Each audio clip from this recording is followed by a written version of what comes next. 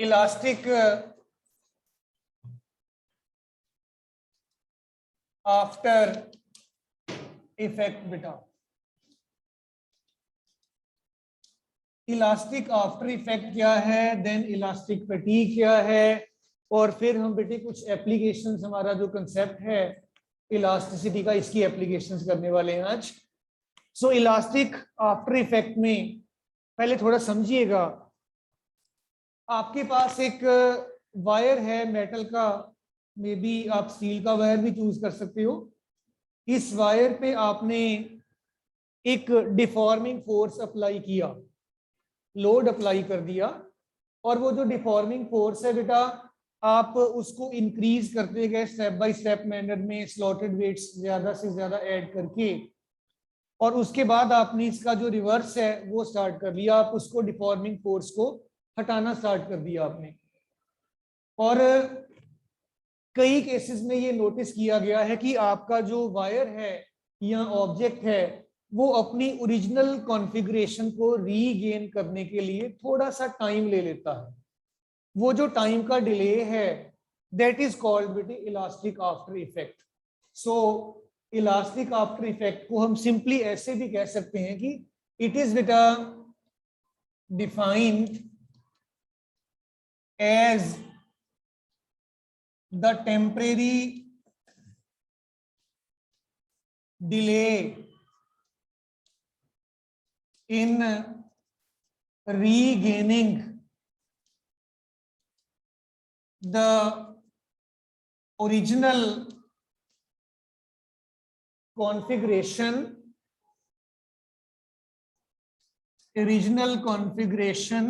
by an object when the deforming force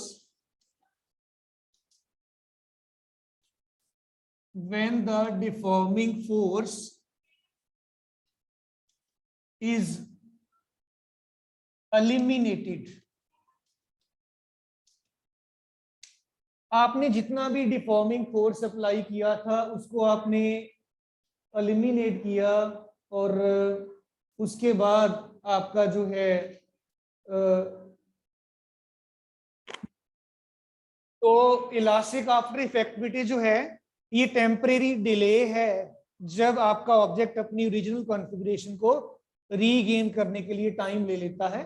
और इसमें बेटे आपका जो फास्फर ब्रोंज है, और एक बात हमने क्वार्ट्ज मटेरियल की थी, ये दो ऐसे मटेरियल ऑब्जेक्ट्स हैं जिनका टेम्परेरी डिले बिल्कुल कम है, और इसी एप्लीकेशन की वजह से हम इनको मूविंग कॉइल गैल्वेनोमीटर में यूज करते हैं। ये आपको 12th स्टैंडर्ड में डिटेल में हम पढ़ेंगे फिर कि क्यों यूज किया जाता है। आपके पास है फास्फर ब्रोंज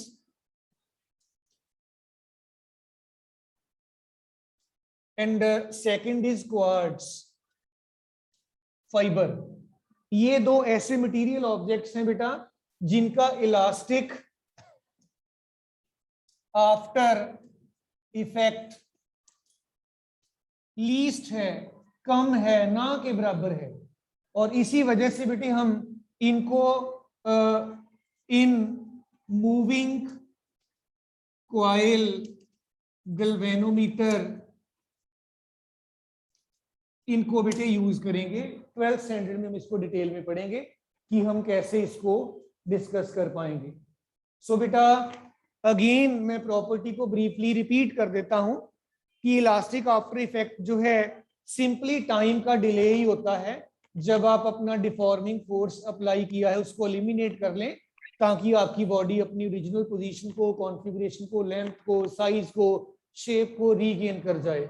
और ये दो मटेरियल्स जो हैं फास्फर ब्रोंज एंड क्वार्ट्ज, इनके केस में इलास्टिक आफ्टर इफेक्ट बड़ा थोड़ा है, ये अपनी ओरिजिनल कॉन्फ़िगरेशन को बड़ा easily without any delay regain कर जाते हैं, और इसी वजह से बेटा इनको हम मूविंग कॉइल गैल्वेनोमीटर के डिजाइन करने में, बनाने में यूज किया करते हैं। सो एक मिलती जुलती और प्रॉपर्टी है छोटी सी इसी इलास्टिक आफ्टर इफेक्ट के साथ, दैट इज बेटे इलास्टिक फैटीग। आइए इसको भी थोड़ा सा देख लें इलास्टिक फैटीग को। साइंटिफिक वे में, और फिर हम चलेंगे बेटा आगे एप्लीकेशंस का हमारा फिर स्टार्ट हो जाएगा। इलास्टिसिटी की कौन कौन सी एप्लीकेशंस हैं बेटा? इलास्टिक फैटीग, जैसे बेटे हमने बात की थी, इलास्टिक फैटीग का लिटरल मीनिंग है कि थक जाना। आपका कोई भी material object may be metal का बना हुआ है या किसी अलॉय का बना हुआ है, और उस केस में जब आप रिपीटेडली उस पर स्ट्रेस अप्लाई करोगे तो उसमें स्ट्रेन भी डेवलप होगा, because stress and strain these are dependent upon each other. तो आपने रिपीटेडली स्ट्रेस दिया किसी मटेरियल ऑब्जेक्ट को, उसकी वजह से उसमें बार बार स्ट्रेन भी प्रोड्यूस हो रहा है, और ऐसे करते करते करते करते उसमें एक प्रॉपर्टी डेवलप हो जाती है जिसकी वजह से वो अपना बेटा जो है इलास्टिसिटी की प्रॉपर्टी को लूज कर देता है, उसकी इलास्टिसिटी ही कम हो जाती है। तो इसको आप बोल देते हैं कि वो इलास्टिकली थक गया है, उसमें इलास्टिक फैटीग आ गया है। और इसको एक्सपेरिमेंटली बेटे हम नोटिस भी कर सकते हैं। आप एक सिंपल एक्टिविटी करके देख लीजिए। दो आप मेटल की वायर्स को सस्पेंड करिए फ्रॉम द रूफ, और उनके लोअर एंड पे दो मेटेलिक डिस्क्स जो हैं या कोई वेट आप सस्पेंड कर दो हुक के साथ अटैच करके, और जाते आते एक वायर को आप ऐसे ट्विस्ट करते जाओ, जब भी आपको टाइम लगे आप उसको रोटेट कर दो, ट्विस्ट करके छोड़ दो। तो आप कर क्या रहे हो? अल्टीमेटली आप उसको बार बार स्ट्रेस दे रहे हो, उसमें स्ट्रेन भी डेवलप होगा, मे बी रोटेशनल स्ट्रेस ही हो।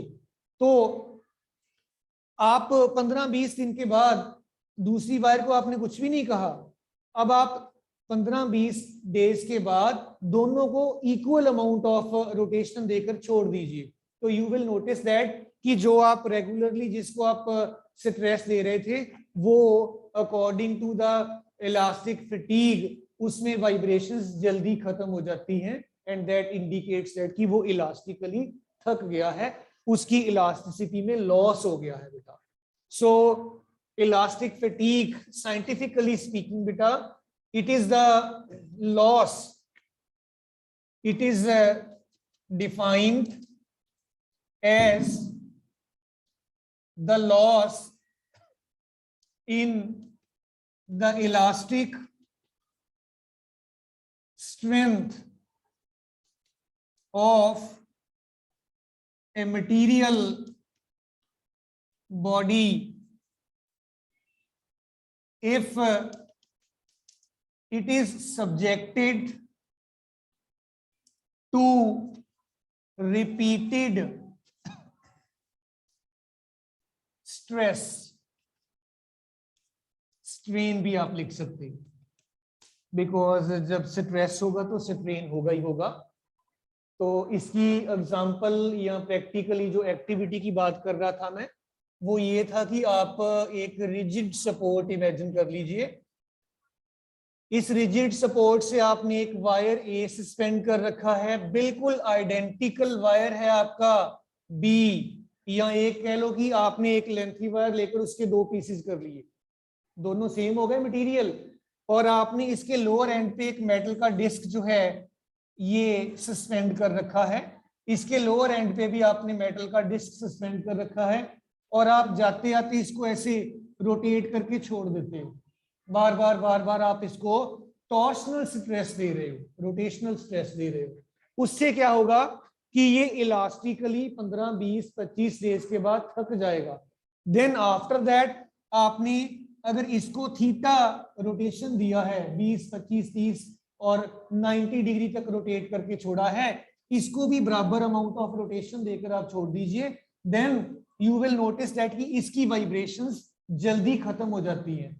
तो ये इंडिकेट कर देता है कि ये वाला मटेरियल, ये वाला वायर इलास्टिकली इसके कंपैरेटिवली थक गया है, इसमें इलास्टिक फैटीग डेवलप हो गया है, इसने अपनी इलास्टिसिटी जो है उसको लूज कर दिया है बेटा। सो ये आपका बेटे इलास्टिक फैटीग, आप इस तरीके से इसके बारे में सोच सकते हो, डिस्कशन कर सकते हो, राइट बेटा। चलें आगे पुत्र। इसके बाद बेटे हमारा कंसेप्ट आ जाता है एप्लीकेशंस ऑफ इलास्टिसिटी। यहां से आपको एक क्वेश्चन डेफिनेटली आता है, तो आपने थोड़ा कंसंट्रेट करना है इसमें। Applications of the concept of elasticity, और ये काफी इंटरेस्टिंग भी है, you will really enjoy this बेटा। आइए एप्लीकेशंस को बिकॉज इनका बेटे हमारा प्रैक्टिकल लाइफ के साथ डायरेक्ट कनेक्शन है। So we will have properties of the concept of elasticity beta. So dear children, सबसे पहली बात तो ये है कि जो मेटेलिक पार्ट्स हैं आपकी मशीनरी के, these are never subjected to a stress more than the ultimate stress made for that material. पहले मैं लिखता हूं फिर समझाता हूं आपको बेटा। The metallic parts of the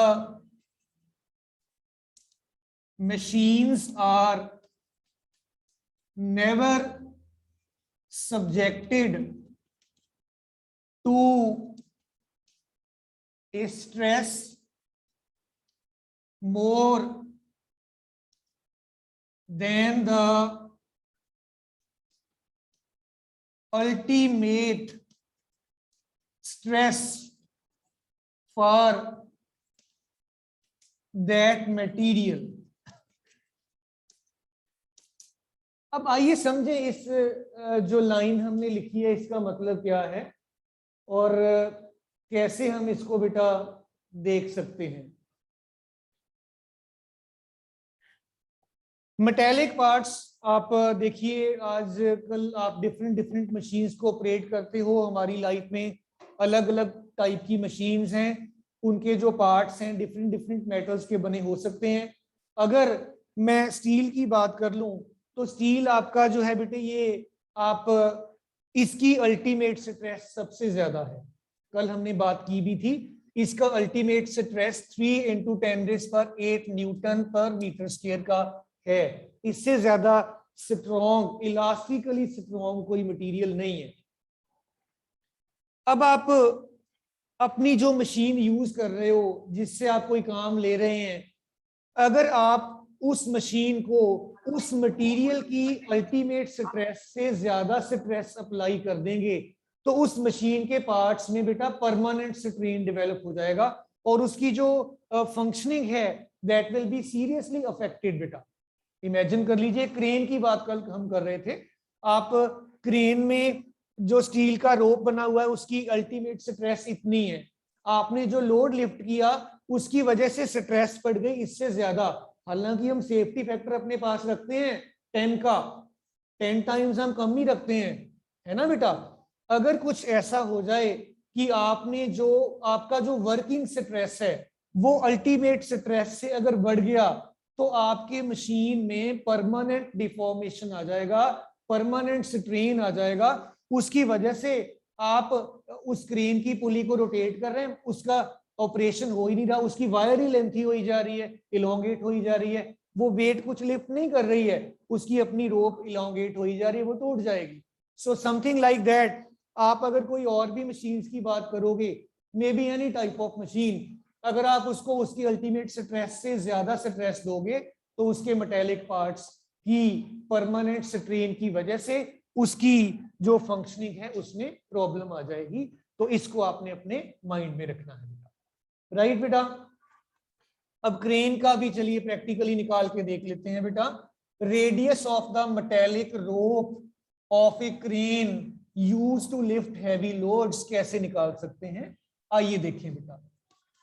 To estimate the radius of a metallic rope used to lift heavy loads in cranes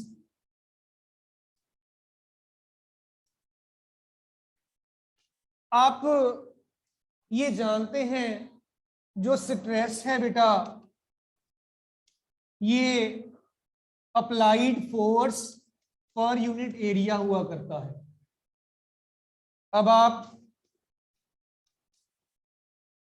ultimate stress की जब आप बात करोगे in the case of the crane, अब क्रेन को आपने रोप को पकड़ के खींचना तो है नहीं, आपने तो उससे लोड लिफ्ट करना है। तो यहाँ पे मैं वेट लिख देता हूँ, जो वेट है लिफ्ट करने वाला हमने W लिख दिया है। फोर्स ही है ये भी, नॉट अदर देन फोर्स, है फोर्स ही है, लिख दिया हमने weight because we want to lift the wait.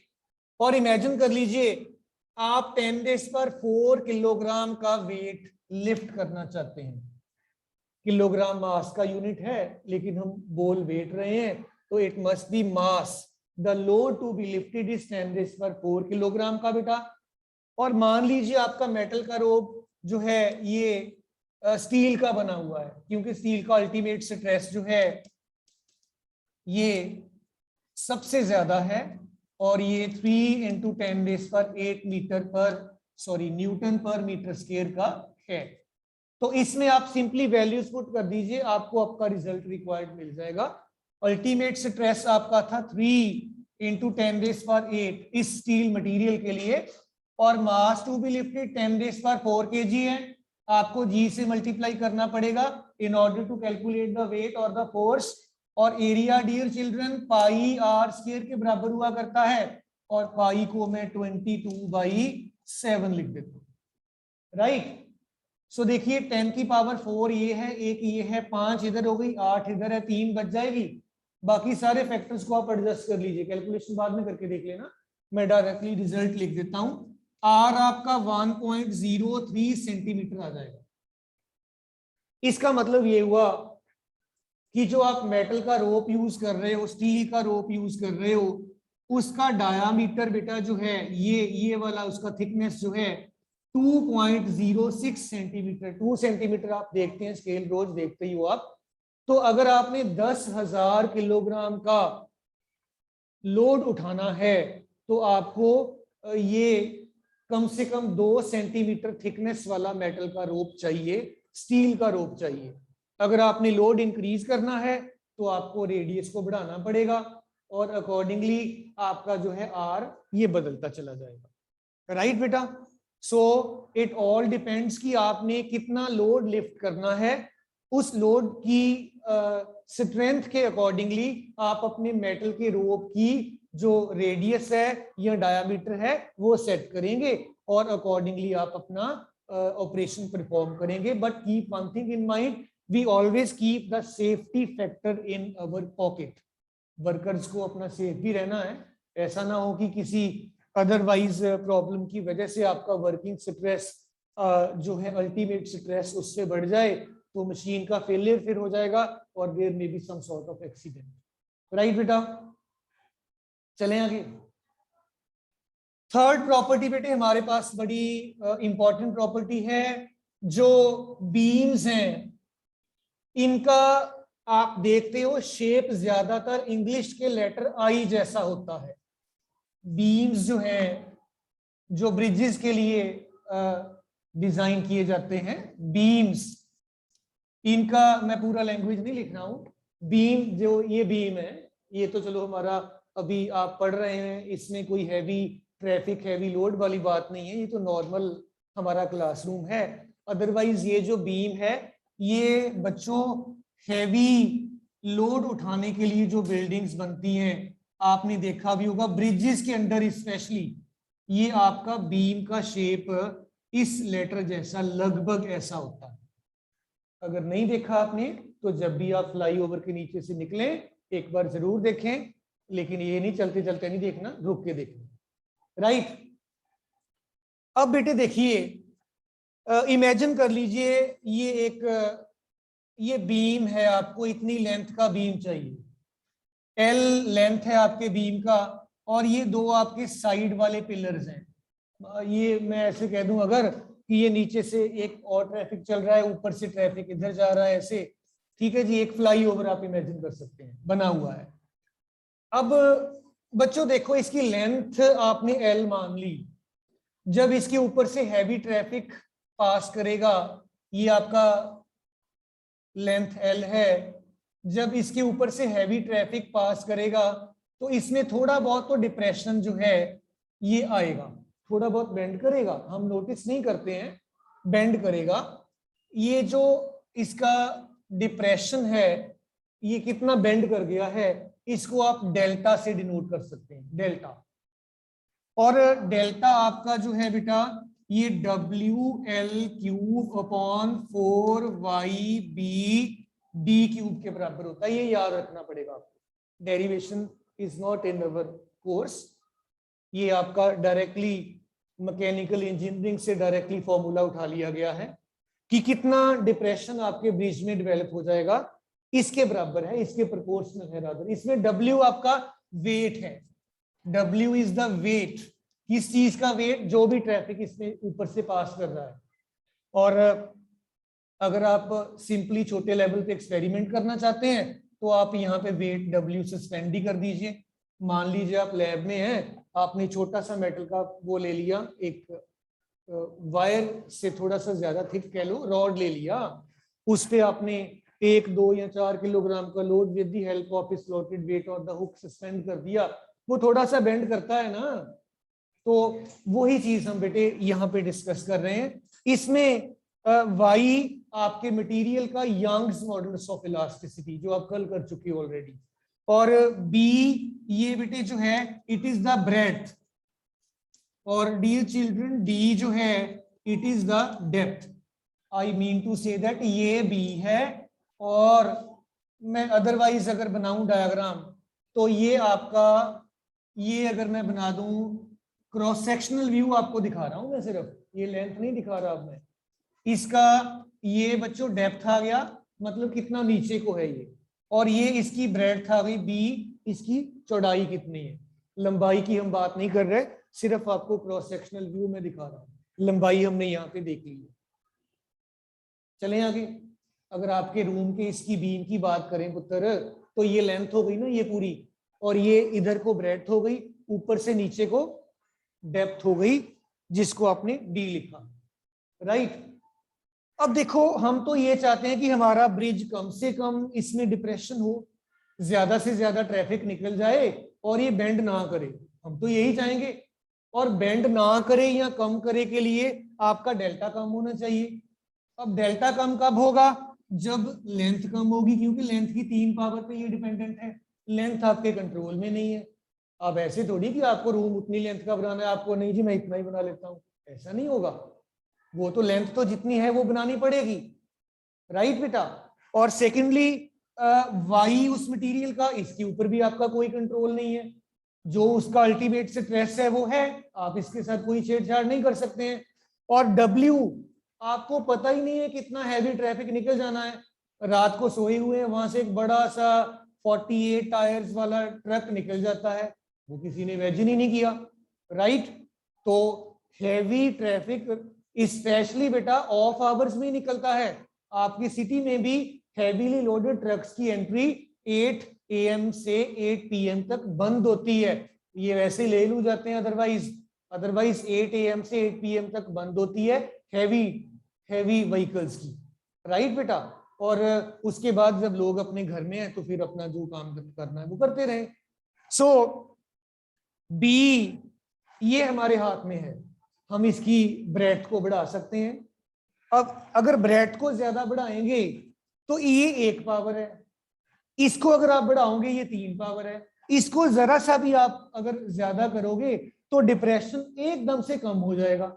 मतलब डेप्थ को अगर आप, जो नीचे को ये है डेप्थ, अगर आप ज्यादा इसको नीचे को लेके आओगे, डेप्थ को बढ़ाओगे, तो आपका 3 पावर की वजह से डिप्रेशन बड़ा कम हो जाएगा। इसको पकड़ने में ज्यादा फायदा, इसको पकड़ने में कम फायदा है, राइट बेटा। बाकी चीजें हमारे हाथ में नहीं है। लेकिन एक समस्या और आती है कि अगर आप ये D को ज्यादा कर देते हैं, जैसे मैंने यहाँ पे शो करने की कोशिश की थी आपको, तो ये बेटे इसमें इसके अपने डिजाइन की वजह से ही ये कुछ, ये मान लीजिए ओरिजिनल शेप है आपके इस बीम का, तो ये अपने डिजाइन शेप या वेट की वजह से अपने आप में ऐसे बेंड कर जाता है कि आप खुद ही ऐसा हो जाता है। इसको बोल देते हैं बकलिंग। हम ये भी नहीं चाहते कि कि आपका पुल बना हुआ है वो उसका वो बीम ही बिंगा हो जाए, टेढ़ा हो जाए, वो भी नहीं हम चाहते हैं, है ना बेटा। सो ये बकलिंग जो है आपका, इसको भी हम अवॉइड करना चाहते हैं। फिर क्या किया जाता है कि ये ब्रेड्थ और डेप्थ इनके बीच में कॉम्प्रोमाइज किया जाता है, समझौता करवा दिया जाता है। वो कहते कि ये ऐसे कर दो, इसको ऐसे कर दो, डी भी कम हो गया और बी भी अकॉर्डिंगली थोड़ा सा एडजस्ट हो गया। तो इस सारे के सारे डीप डिस्कशन के बेसिस पे आप अपने बीम की shape I letter in the English alphabet जो है वैसी बना लेते हैं। राइट बेटा? Should I need to repeat और एवरीथिंग क्लियर बेटा? पुत्र यंग्स मॉडुलस आपका स्टील से ज्यादा किसी का है ही नहीं है। आपने टेबल देखा? नहीं देखा। आप एक दिन 5 चाय पीते पीते देख लेना बेटे अपना यंग्स मॉडुलस वाला टेबल, बुक पे बना हुआ है, याद नहीं करना कुछ भी, सिर्फ एक बार अपनी नजर दौड़ानी है वैल्यूज के ऊपर कि कितनी कितनी कितनी किस मटेरियल की वैल्यूज है। हम सबसे ज्यादा स्ट्रॉन्ग मटेरियल यूज कर रहे हैं, और अदरवाइज अगर आप बेटा ये स्टील से ज्यादा स्ट्रॉन्ग की बात करो तो वो इसकी इससे ज्यादा इलास्टिक स्ट्रेंथ है नहीं किसी की। राइट? वो हमने ऑलरेडी बेस्ट ही यूज किया है। कोई ये थोड़ी चाहेगा कि हमारा जी पुल खराब हो जाए, या हमारी जो रूफ है इसमें जो आपने आयरन के वो डाले हुए हैं वो रॉड्स, वो उनमें प्रॉब्लम हो जाए। तो ये तो कोई भी नहीं चाहेगा, मे बी गवर्नमेंट है, may be non government, private, जो भी है, तो it should not be there. Right? So चलें आगे। इसके बाद बेटी कल हमने एक और भी पॉइंट थोड़ा सा हमारा बीच में डिस्कशन में आया था कि हम हमारे माउंटेन्स की हाइट को भी एस्टिमेट कर सकते हैं। आइए देखें कैसे। चौथा प्रॉपर्टी है हमारा to estimate the height of the mountains बेटा। आइए देखें। Fourth one is to estimate the height of a mountain. बच्चों किसी भी जगह पर माउंटेन है या नहीं भी है, मान लीजिए हम वैसे ही बात कर लें, तो आप ज्योग्राफी में up to the 10th standard पढ़ते रहे कि जी डिफरेंट डिफरेंट प्लेट्स हैं, 7 लार्ज प्लेट्स हैं, कॉन्टिनेंटल प्लेट्स कुछ ऐसे आप कहा करते थे, वो थोड़ा इधर उधर भी होती रहती हैं, और जब टकरा जाती हैं तो वो अर्थक्वेक आ जाता है, और वो सारा लावा मैग्मा सब आप जानते हैं। तो ये आप मान लीजिए कि आपकी अर्थ की कोई प्लेट हमने इमेजिन कर ली, ये एक्सपेरिमेंट करके देखा गया है, स्टील से ज्यादा स्ट्रॉन्ग नहीं है मटेरियल, जिस भी मटेरियल का ये बना हुआ है, डिफरेंट डिफरेंट वे में स्टडी की गई है। अब अगर इसके ऊपर बेटे अर्थक्वेक की वजह से या नेचुरली कोई माउंटेन है, मान लीजिए ये कोई रॉक है, माउंटेन है, इसको सपोर्ट करने वाला तो ये बेस कोई रॉक ही है ना बेटा, इसको इसके लोड को भी तो उठाना है ना। इसकी जो अल्टीमेट स्ट्रेस है वो 3 × 10⁸ न्यूटन पर मीटर स्क्वायर से ज्यादा नहीं है। और आप अगर इस माउंटेन की पीक ले लें तो आप देख लीजिए इसका हाइट h के बराबर आपने इमेजिन कर लिया। तो बच्चों ये जो पूरे का पूरा माउंटेन है ये इसके ऊपर प्रेशर डालेगा, और वो जो प्रेशर है आई होप आपने P = H ρ जी देखा पढ़ा सुना होगा, है ना बेटा। आपका H आप निकालना चाहते हैं कि आप H को एस्टिमेट करना चाहते हैं, हम एग्जैक्ट वैल्यू की बात नहीं कर रहे हैं, एस्टिमेट ही कर रहे हैं कि कितना होगा H लगभग। तो H बेटे आपका जो है P/ρ × G के बराबर आ गया। रो आपका इस माउंटेन के मटेरियल का डेंसिटी है, और डियर चिल्ड्रन ये 3 × 10⁻³ के किलोग्राम पर मीटर क्यूब के बराबर बराबर अर्थ सिंपल सॉइल जो आप यूज करते हैं उसका डेंसिटी है। इसमें वैल्यूज अगर सब्स्टिट्यूट कर दें आप, H आपके पास बच्चों आ जाएगा, P था 3 × 10⁸ देख सकते हो आप, प्रेशर के यूनिट्स ही हैं ये, newton per metre square, force upon area, है ना पुत्र, क्यों गुड़िया। तो ये प्रेशर के यूनिट्स ही हैं, प्रेशर हो गया आपका, और डिनोमिनेटर में आपके पास रो डेंसिटी 3 × 10⁻³ मिट्टी की डेंसिटी हमने ली है सिंपल, राइट बेटा। आपका क्रस्ट है, मेंटल है, कोर है, तीनों का एवरेज ले लिया। आपको याद होगा जब हमने ग्रेविटेशन चैप्टर किया था उसके बिगिनिंग में निकाली भी थी वैल्यू, वो 5000 के आसपास आई थी, राइट। वही 5000 के आसपास ही कह रहा हूं। तो ये हमने 3000 वैल्यू ली है, बिकॉज हर एक जगह पर एक जैसा नहीं होता बेटा डेंसिटी। और साथ ही साथ हम बात कर रहे हैं G10 ले लें अपनी कैलकुलेशंस को आसान करने के लिए।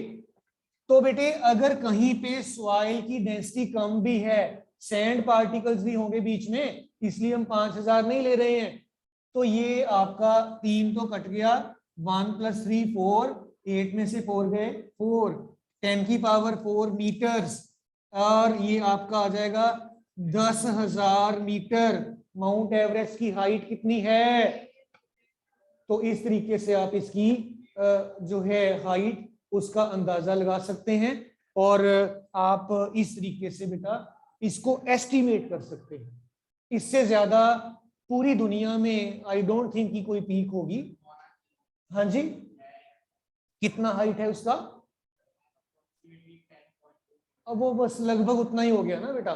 तो अगर वहां पे कुछ है तो यहाँ पे ये फैक्टर जो है उसमें कुछ डेंसिटी वाला जो है दैट माइट बी लेस। फिर वापस उसको हाइट मत कहिए ना, हम हाइट जो है वो सी लेवल से लेते हैं, राइट बेटा। हम जब भी किसी भी चीज की हाइट कैलकुलेट करते हैं बेटा वो सी लेवल से कैलकुलेट करते हैं, अदरवाइज नहीं करते। चलें आगे। हाँ जी, हाँ, वो कितना आ गई है प्रेशर की वैल्यू? Very nice. आपका अल्टीमेट स्ट्रेस जो है ये आपने लिखा हुआ है ना? हाँ, क्वेश्चन तो आपका बड़ा जेन्युइन है कि ये तो स्ट्रेस था, ये प्रेशर कैसे बन गया, ये पूछा। गुड बेटे गुड। मैं वही एक्सप्लेन करने जा रहा था कि देखो ज्यादा से ज्यादा तो स्टील है, यहाँ हमारा रॉक है। रॉक्स को जब आप स्टडी करते हो ना बेटे, इसमें आपके डिफरेंट मेटल्स डिफरेंट प्रोपोर्शंस में पड़े हैं। कोई भी आप प्रोपोर्शन ले लो, कोई भी, फिर भी अगर आप काउंट कर लो तो वो इससे ज्यादा स्ट्रॉन्ग नहीं हो सकता। जिन पीक्स की हाइट इससे कम है, इसका मतलब डायरेक्टली एक ये भी है कि उस रॉक की स्ट्रेंथ इतनी नहीं है।